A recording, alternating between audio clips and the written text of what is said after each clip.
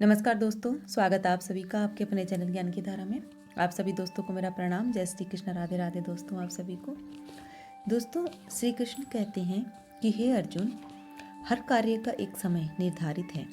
समय से पहले और भाग्य से अधिक कुछ नहीं मिलता। जो तुम्हारा है वह उचित समय पर ही तुम्हारे पास आएगा। इसलिए धैर्य और विश्वास बनाए रखना ही तुम्हारा धर्म है।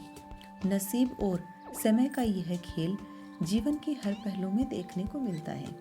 तो दोस्तों, हम हमारे इस सिलसिले को जारी रखते हुए श्रीमद् भागवत गीता के अध्याय 5 का आज हम श्रवण करेंगे। तो चलिए दोस्तों, हम शुरू करते हैं श्रीमद् भागवत गीता के अध्याय 5 कर्म संन्यास योग। अर्जुन ने कहा कि हे कृष्ण, कभी आप संन्यास माध्यम से कर्म करने की और कभी निष्काम माध्यम से कर्म करने की प्रशंसा करते हैं। इन दोनों में से एक जो आपके द्वारा निश्चित किया हुआ हो और जो परम कल्याणकारी हो, उसे मेरे लिए कहिए। श्री भगवान ने कहा कि संन्यास माध्यम से किया जाने वाला कर्म और निष्काम माध्यम से किया जाने वाला कर्म, ये दोनों ही परम श्रेय को दिलाने वाला है।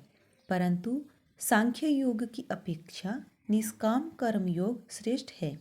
हे महाबाहु, जो मनुष्य न तो किसी से घृणा करता है और न ही किसी की इच्छा करता है, वह सदा सन्यासी ही समझने योग्य है, क्योंकि ऐसा मनुष्य राग द्वेष आदि सभी द्वंद्वों को त्याग कर सुखपूर्वक संसार बंधन से मुक्त हो जाता है। अल्पज्ञानी मनुष्य ही सांख्य योग और निष्काम कर्म योग को अलग अलग समझते हैं, न कि पूर्ण विद्वान मनुष्य, क्योंकि दोनों में से एक में भी अच्छी प्रकार से स्थित पुरुष दोनों के फलरूप परम सिद्धि को प्राप्त होता है।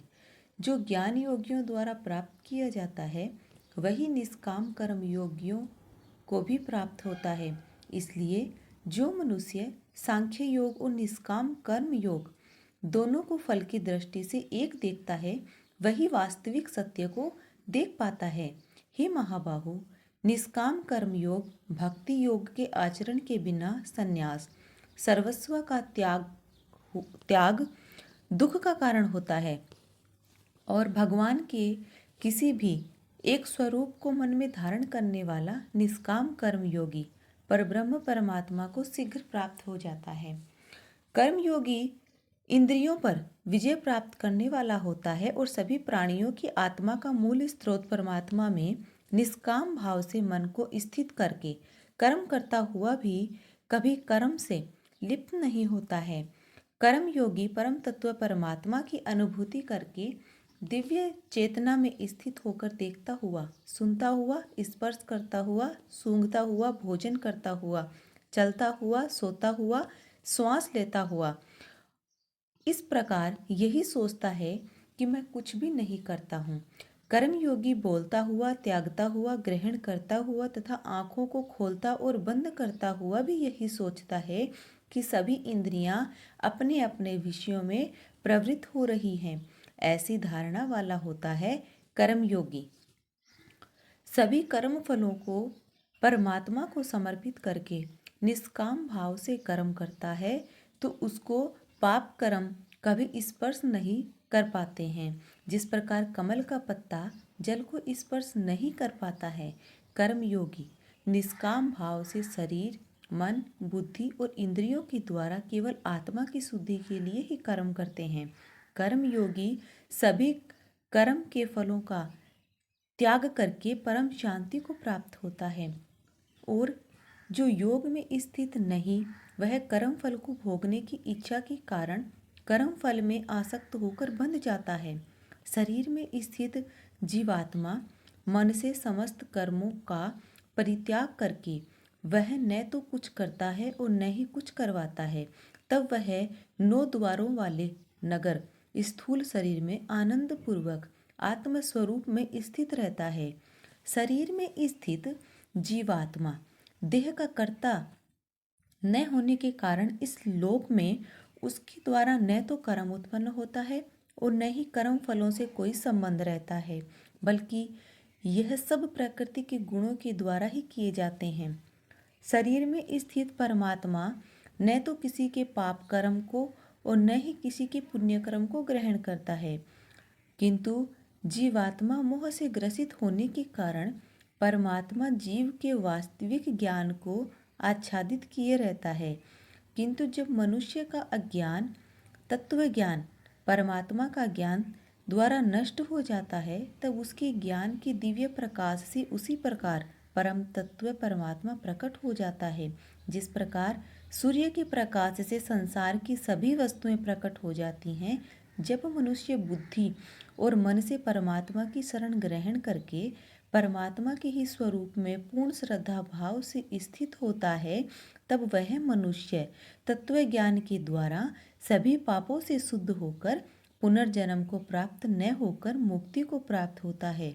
तत्वज्ञानी मनुष्य विद्वान ब्राह्मण और विनम्र साधु को तथा गाय, हाथी, कुत्ता और नर पक्षी को एक समान दृष्टि से देखने वाला होता है।